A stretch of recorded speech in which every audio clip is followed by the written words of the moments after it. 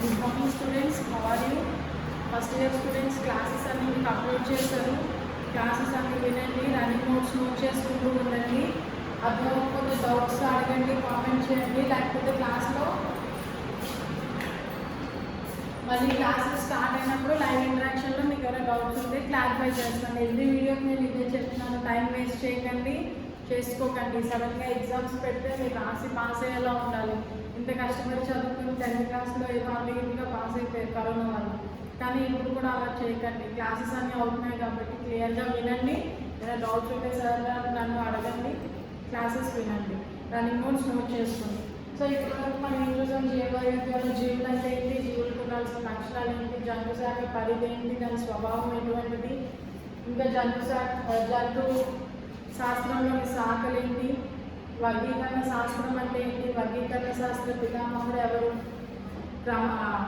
వర్గ వికాస వర్గీకరణం అంటే ఏంటి, క్రమానుగత వర్గీకరణలో శ్రేణులు ఏంటి, అవన్నీ కూడా చూసాం. What we have seen in this first unit is what is life, what are the characteristics of life, what is the scope and nature of zoology, what are the different branches of biology, what is classification, what is taxonomy, what is phylogenetic classification, homologous organs, analogous organs, and what are the 7 obligate categories in classification.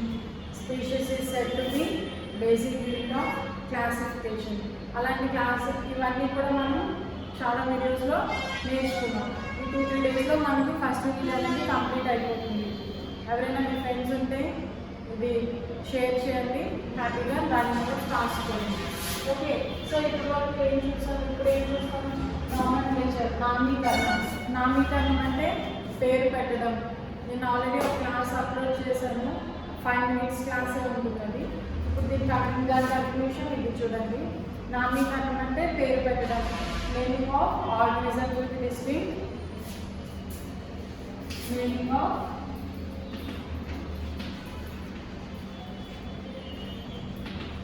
organisms with distinct names. అంటే జీవులకు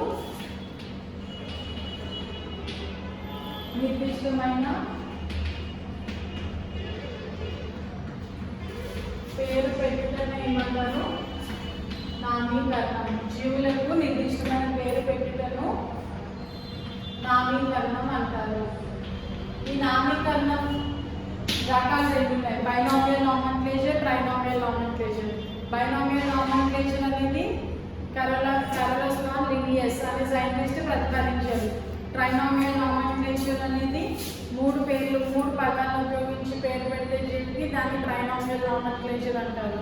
binomial నామెన్క్లేచర్లో నేను ఇవన్నీ చూసాను, అది explain చేశాను, మీకు ఈజీగా అర్థమవుతుంది. బైనామియల్ నామెన్క్లేచర్లో ఎన్ని రకాల పదాలు వాడతాము, బైనామియల్ నామెన్క్లేచర్లో 2 పదాలు, వాటిని ఏమంటారు, ప్రజాతి మరియు జాతి. ప్రజాతి అంటే జీనస్. ఇవన్నీ మీకు జస్ట్ గుర్తుంటే వింటే ఈజీగా గుర్తుండేవి. దీనికి మీకు బోర్డు అయితే అర్థం చేసుకొని అవసరం లేదు, జస్ట్ మీకు వింటే అర్థం అవుతుంది. జస్ట్ మెమరీ కాన్సెప్ట్ ఇదంతా కూడా. ప్రజాతి మరియు జాతి. బట్ ట్రైనామియల్ నామెన్క్లేచర్లో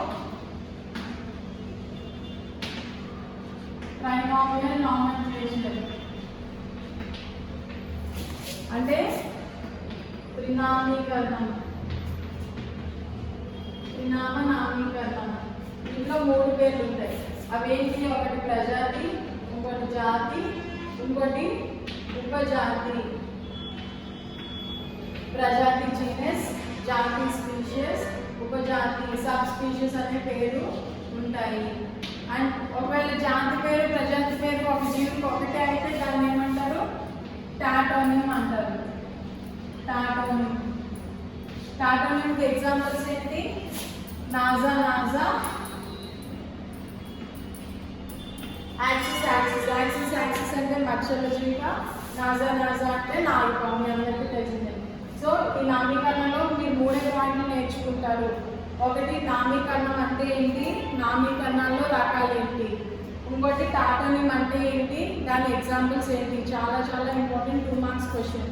ఇంకోటి అసలు ఈ పేరు పెట్టడం అనేది ఏదైనా ఒక శాస్త్రీయంగా జరుగుతుందా, పద్ధతిగా జరుగుతుందా, దానికైనా రూల్స్ ఉన్నాయా, ఎలా పేరు పెట్టాలి అనే వాటికి ఎవరైనా కొన్ని గైడ్లైన్స్ ఇచ్చారా, మార్గదర్శకాలు అనేవి ఇచ్చారా, అవన్నీ కూడా చూస్తాం. ఇవి ఇంపార్టెంట్ 4 మార్క్స్ క్వశ్చన్. లేదా టాటోనిమ్ అనేది మాత్రమే ఒక single 2 marks question. Okay, so ఇప్పుడు వరకు ఏం చూసాము, నామీకరణం అంటే ఏంటి, అందులో రకాలు ఏంటి చూసాం, టాటోనిమ్ అంటే ఏంటి చూసాం. ఇప్పుడు ఏంటి నెక్స్ట్, ఈ పేరు పెట్టడానికి కొన్ని రూల్స్ అనేవి ఫాలో అవ్వాలి మనం.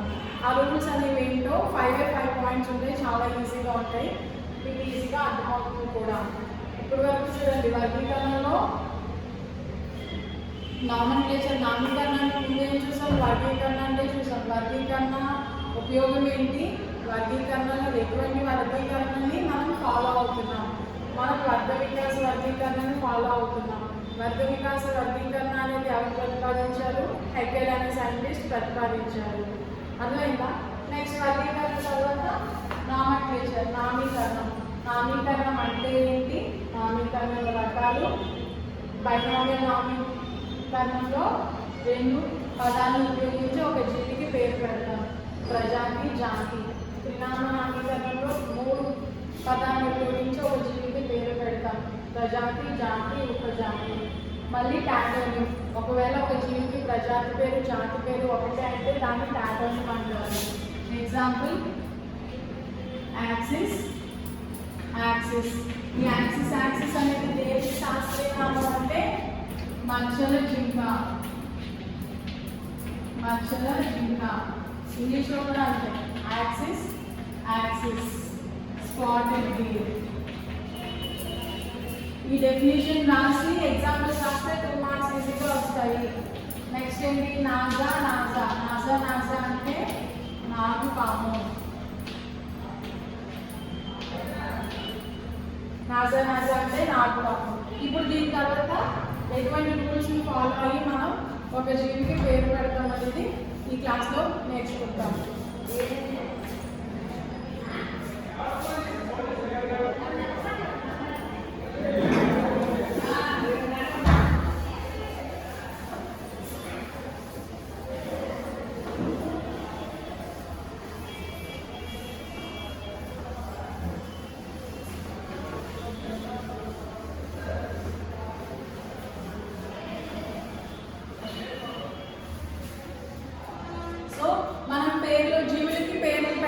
నామీకరణం అంటారు. ఇటువంటి నామీకరణాన్ని పేరు పెట్టేస్తాం. ఎలా పెట్టేస్తాం, మనం పుట్టిన వెంటనే పేరు పెట్టేస్తామా, లేదా ఒక పంతులను పిలిచి, లేదా చర్చిలో ఫాదర్ని పిలిచి ఎక్కడికైనా తీసుకుని వెళ్ళి పేరు అనేది పెడతాం. ఎందుకలా, అదొక శాస్త్రీయంగా జరుగుతున్నది. అలా ఇక్కడ ప్రతి జీవికి శాస్త్రీయ నామం పెట్టడానికి ICZN అనే ఒక కమిటీ, కౌన్సిల్ అనేది ఉంది, నియమావళి అనేది ఉంది.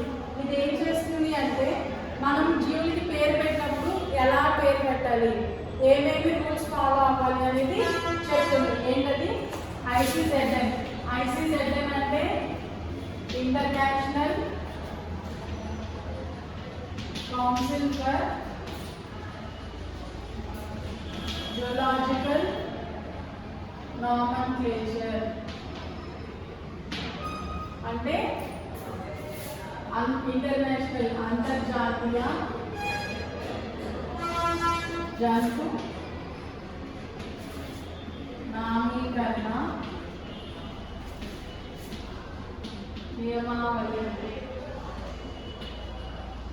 So what is ICZN? International council for zoological నామన్క్లేచర్.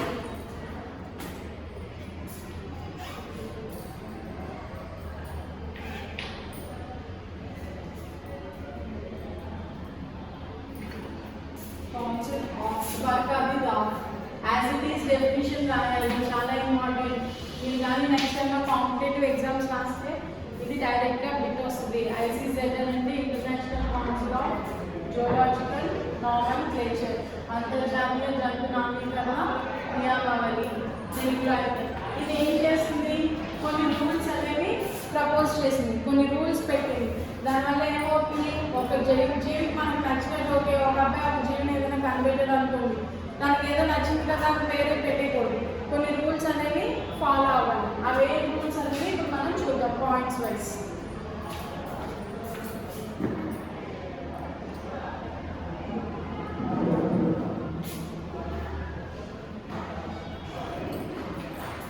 అదేంటి అంటే ఫస్ట్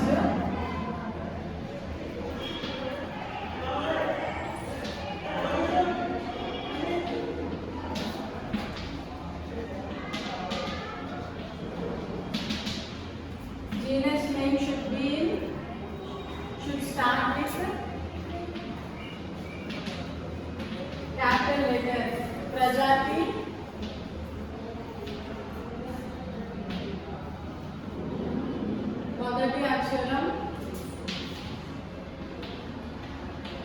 మొదటి అక్షరం క్యాపిటల్ లెటర్తో స్టార్ట్ అవ్వాలి, మొదలు పెట్టాలి. మరియు జాతి మొదటి అక్షరం స్మాల్ లెటర్తో మొదలు పెట్టాలి.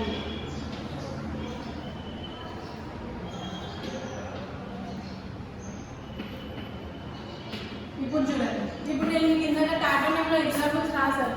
Axis axis, Naja naja. మీరు జాగ్రత్తగా చూసినట్లయితే అది నేను ఎలా రాశాను చెప్పండి. యాక్సిస్ యాక్సిస్ అని రాశాను. అంటే ఇంగ్లీష్లో రాసినప్పుడు తెలుగు మొదటి అక్షరం ఇదేంటి జీనస్ ప్రజాతి, ఇది జాతి స్పీషియస్. ప్రజాతిలో మొదటి అక్షరం లెటర్ ఎప్పుడు కూడా క్యాపిటల్ లెటర్ తోటే రాయాలి. జాతిలో మొదటి అక్షరం ఎప్పుడు కూడా స్మాల్ లెటరే రాయాలి. Okay, genus name should start with capital letter and spacious name should start with small letter. మీరు రాసుకోండి, spacious name should start with small letter. అదే తెలుగులో ప్రజాతి పదంలోని మొదటి అక్షరం క్యాపిటల్ లెటర్తో రాయాలి, జాతిలోని మొదటి అక్షరం ఎప్పుడు కూడా స్మాల్ లెటర్ తోటే రాయాలి. ఈ ప్రజాతి అనేది దేన్ని సూచిస్తుంది అంటే నామవాచకాన్ని సూచిస్తుంది. నామవాచకం. Genus always indicate noun. Okay, noun. For example తీసుకున్నట్లయితే కార్వస్ స్ప్లెండెన్స్ అనే ఎగ్జాంపుల్ తీసుకోవచ్చు. ఇక్కడ Corvus splendens, Corvus splendens.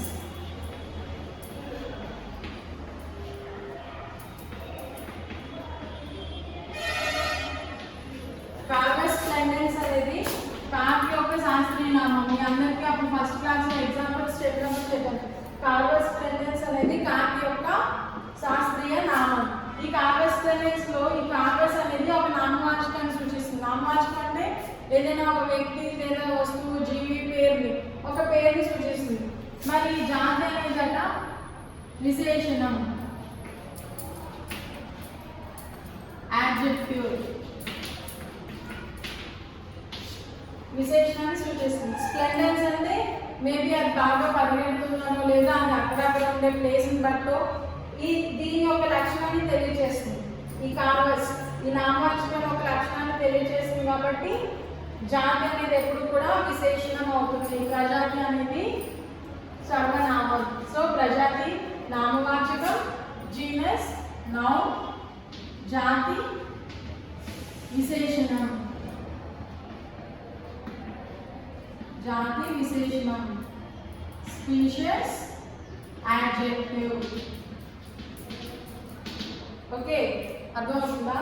Genus name ఎప్పుడు కూడా క్యాపిటల్ లెటర్తో స్టార్ట్ అవ్వాలి, స్పీషియస్ నేమ్ స్మాల్ లెటర్తో స్టార్ట్ అవ్వాలి, ప్రజాతి మొదటి అక్షరం క్యాపిటల్ లెటర్తో రాయాలి ఇంగ్లీష్లో రాసినట్లయితే, జాతి మొదటి అక్షరం స్మాల్ లెటర్తో స్టార్ట్ అవ్వాలి, ప్రజాతి ఎప్పుడు కూడా నామవాచకాన్ని సూచిస్తుంది, జాతి ఎప్పుడు కూడా విశేషణం యాడ్జెక్టివ్ని సూచిస్తుంది. ఈ పాయింట్స్ అన్ని కూడా ఇంపార్టెంట్, గుర్తుపెట్టుకుంటే ఈజీగా వచ్చేసేది.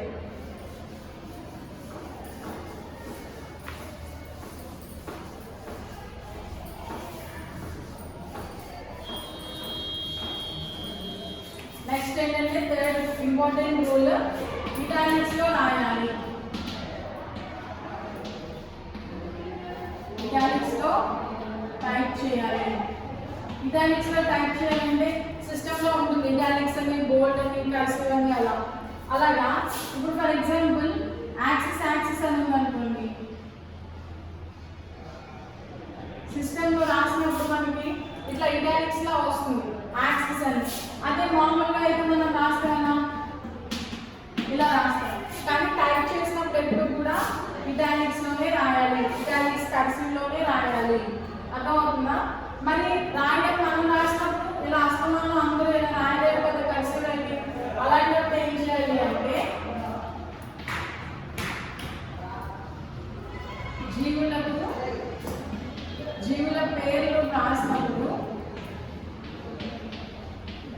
పేర్లు రాసినప్పుడు అండర్లైన్ చేయాలి.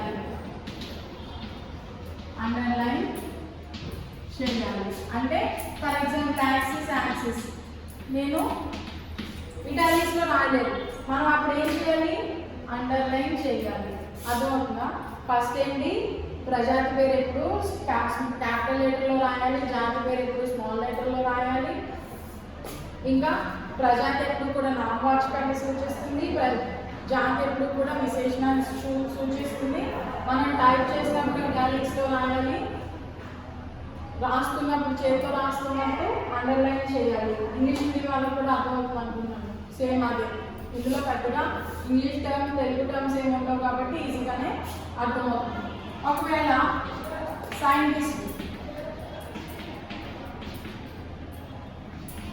సైంటిస్ట్ పేర్లు చివరన రాయాలి. ఇప్పుడు నేను చెప్పాను కదా, ఏదైనా ఒక కొత్త జీవం ఒక అబ్బాయి కనిపెట్టాడు అనుకోండి, నాకు ఇష్టం కదా అని దానికి నా పేరే పెట్టేస్తానంటే దానికి ఒక శాస్త్రీయంగా ఐసిజెడ్ వాళ్ళు చెప్పిన రూల్స్ ఫాలో అవుతూ ఒక పేరుని పెట్టాలి. చివరిలో ఎవరైతే కనిపెట్టారో ఆ సైంటిస్ట్ పేరు రాసుకోవచ్చు. ఫర్ ఎగ్జాంపుల్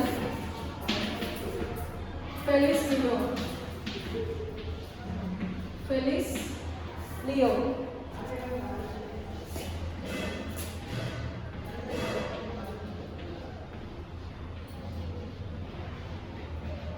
దీన్ని లినియస్ అనే సైంటిస్ట్ కనిపెట్టారు. లినియస్ ఎవరు అంటే వర్గీకరణ శాస్త్రాన్ని ఫస్ట్ ప్రతిపాదించింది లినియస్, పితామహుడు లినియస్.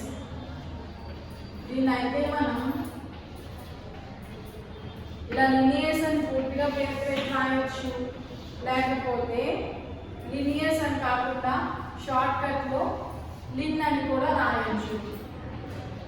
ఓకే, ఫుల్గా లిన్ రాయొచ్చు ఆ జీవి శాస్త్రీయ నామం తర్వాత, లేకపోతే దాన్ని కనుక్కున్న సైంటిస్ట్ పేరు సగం హాఫ్ రాయొచ్చు, లేకపోతే ఎల్ అని చెప్పి స్టార్టింగ్ లెటర్ కూడా రాయొచ్చు. మళ్ళీ క్యాపిటల్ లెటర్లో రాయాలి, ఫుల్ స్టాప్ పెట్టాలి.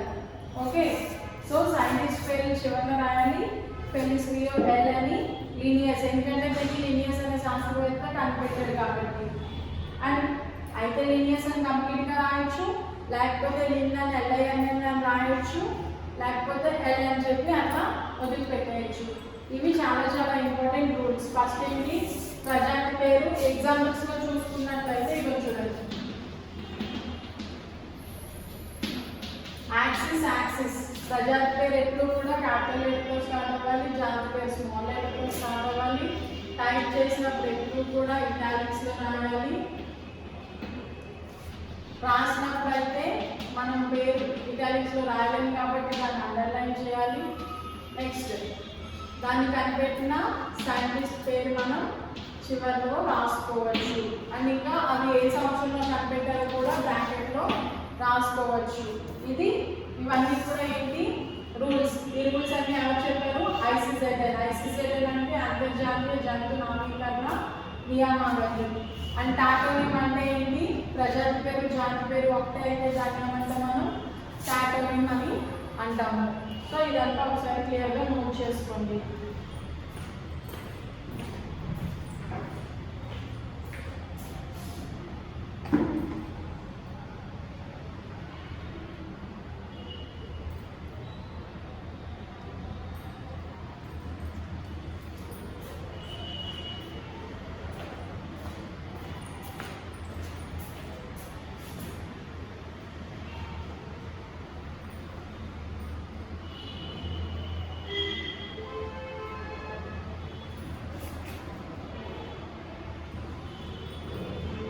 సో ఇది మనకి నామన్క్లేచర్ వర్క్. మీ క్లాస్లో నేను స్పీషియస్ అంటే ఏంటి డెఫినేషన్ రాసి ఎక్స్ప్లెయిన్ చేస్తానని వదిలిపెట్టాను, అది ఇప్పుడు ఎక్స్ప్లెయిన్ చేస్తాను నెక్స్ట్ క్లాస్లో. జాతి అంటే ఏంటో క్లియర్గా చూద్దాం. జాతి భావన అంటే ఏంటి, అసలు జాతి అనే పేరుని ఫస్ట్ కనిపెట్టింది ఎవరు అనేది చూద్దాం. తర్వాత జంతువు వర్గీకరణ అనేది చూద్దాం. Thank you.